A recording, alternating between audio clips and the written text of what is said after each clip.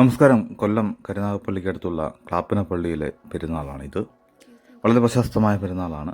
നാനാജാതി മതസ്ഥർ കൊണ്ടാടുന്ന കേരളത്തിലെ അപൂർവം പെരുന്നാളുകളിലൊന്നാണിത്.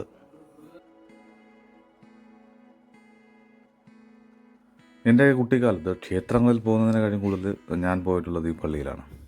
ഈ പള്ളിയിൽ പണ്ട് പെരുന്നാൾ നടക്കുന്ന സമയത്ത്, പണ്ടല്ല ഇപ്പോഴും ഉണ്ട്, പണ്ട് നമ്മുടെ നാട്ടിൽ ഈ ചക്കയും മാങ്ങയൊന്നും സുലഭമല്ലാതിരുന്ന ഒരു കാലം ഉണ്ടായിരുന്നു. അന്ന് ഇവിടെ പെരുന്നാൾ നടക്കുന്ന സമയത്ത് അവസാന ദിവസങ്ങളിൽ ഒരു ചന്ത ഉണ്ടാകും. ആ ചന്തയിൽ ചക്ക, മാങ്ങ, അങ്ങനെയൊക്കെയുള്ള ഐറ്റംസ്, ഇനി വേറെ ഒരുപാട് സാധനങ്ങൾ വില കുറഞ്ഞ രീതിയിൽ കിട്ടാൻ സാധ്യതയുള്ളതിനാൽ ഒരുപാട് ആൾക്കാർ ഇവിടെ വരാറുണ്ടായിരുന്നു. അത് മതമൊന്നും നോക്കിയല്ല, എല്ലാവരും, ഈ ഏരിയയിലുള്ള എല്ലാവരും പറഞ്ഞു. തൊട്ടടുത്ത് തന്നെ ഒരു ഗുരുമന്ദിരമുണ്ട്. ഈ പള്ളിയുടെ പ്രത്യേകത എന്ന് വെച്ചാൽ ഇന്ത്യക്ക് സ്വാതന്ത്ര്യം ലഭിക്കുന്നതിന് മുമ്പുള്ള പള്ളിയാണ്. പോർട്ടുഗീസുകാർ പണിത പള്ളിയാണെന്ന് തോന്നുന്നു. അപ്പോൾ എൻ്റെ പുറകെ കാണുന്നതാണല്ലോ, ഇപ്പോൾ കാണിച്ചിട്ടുണ്ടോ, ഇതാണ് പള്ളി. അപ്പോൾ ഇത് പോർട്ടുഗീസുകാരുടെ ഒരു രീതിയാണ്, നിർമ്മാണ രീതിയാണ് ഈ പള്ളിയിൽ നമുക്ക് കാണാൻ സാധിക്കുന്നത്. അത് മാത്രമല്ല, വളരെ ഗംഭീരമായിട്ടുള്ള ആംബിയൻസ് ആണ്. വളരെ മനോഹരമായിട്ടുള്ള സ്ഥലത്താണ് ഈ പള്ളി സ്ഥിതി ചെയ്യുന്നത്. TS കനാലിൻ്റെ തൊട്ട് അടുത്ത് തന്നെയാണ് പള്ളി. അത് കാരണം ഇവിടുത്തെ ഒരു ആംബിയൻസ് ഒക്കെ വളരെ ഗംഭീരമാണ്. ടൂറിസ്റ്റുകൾക്കൊക്കെ വരാൻ പറ്റിയ ഇടമാണ്. ഒരുപാട് ആൾക്കാർ വരുന്നുണ്ട്. വൈകുന്നേരങ്ങളിലും രാവിലെയൊക്കെ ഒരുപാട് ആൾക്കാർ ദൂരദേശങ്ങളിൽ നിന്ന് പോലും ഇവിടെ വന്ന് ഈ കായൽ തീരത്തൊക്കെ ഇരിക്കാറുണ്ട്. അത്ര ഗംഭീരമാണ്. വീഡിയോ ഇഷ്ടപ്പെടുന്ന ആൾക്കാരുണ്ടെങ്കിൽ തീർച്ചയായിട്ടും ഒന്ന് ഷെയർ ചെയ്യാൻ പറ്റട്ടെ.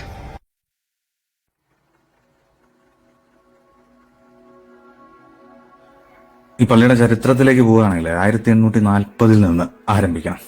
1840 പോർട്ടുഗീസുകാർ ഈ പഞ്ചായത്തിന്റെ തെക്ക് പടിഞ്ഞാറ് ഭാഗത്തുള്ള അഴീക്കലിൽ വന്നത്. ഇത് ക്ലാപ്പന പഞ്ചായത്താണ്. അതിന്റെ തെക്ക് പടിഞ്ഞാറ് ഭാഗത്തുള്ള അഴീക്കലിൽ വന്നത് ചേർന്നതെന്ന് ഊഹിക്കുന്നു. തുടർന്ന് പോർട്ടുഗീസ് വാസ്തുശില്പ മാതൃകയിൽ വലിയൊരു പള്ളി അവിടെ സ്ഥാപിക്കുകയുണ്ടായി. ഇതിനായി പോർട്ടുഗലിൽ നിന്നാണ് തടിയിൽ തീർത്ത ഒരു അൾത്താരയും മറ്റും കൊണ്ടുവന്നത്. ആ പള്ളി കടലാക്രമണത്തിൽ നശിച്ചുപോയപ്പോൾ ക്ലാപ്പനയിൽ മറ്റൊരു പള്ളി പണിതീർത്തു.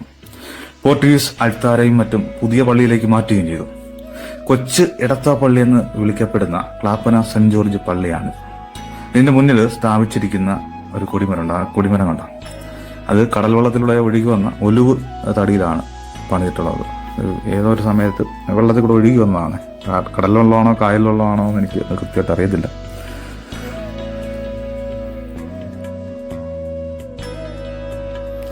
വേനൽക്കാലത്ത് ഇപ്പോഴും ആ തടിയിൽ നിന്ന് ഒലിവെണ്ണ കിനിഞ്ഞ് വരാറുണ്ട്. ക്രിസ്തു പ്രതിമയുടെ മുകളിലുള്ള വിളക്ക് മത്സ്യബന്ധനത്തിന് പോകുന്നവർക്ക് ഇന്ന് ലക്ഷ്യം കാട്ടുന്നുണ്ട്. പോർട്ടുഗീസ് പാരമ്പര്യമുള്ള പല ക്രിസ്തീയ കുടുംബങ്ങളും ക്ലാപ്പനയിലുണ്ടായിരുന്നു. കടയിൽ പറമ്പിൽ, അതുപോലെ കൂട്ടുങ്ങൾ തുടങ്ങിയവ അവയിൽ അറിയപ്പെടുന്നതായിരുന്നു. കാലത്തിന്റെ പ്രവാഹത്തിൽ മാറിവന്ന പശ്ചാത്തലങ്ങളുമായി പൊരുത്തപ്പെടാനാകാതെ അവരെല്ലാം തങ്കശ്ശേരിയിലേക്ക് താമസം മാറുകയുണ്ടായത്.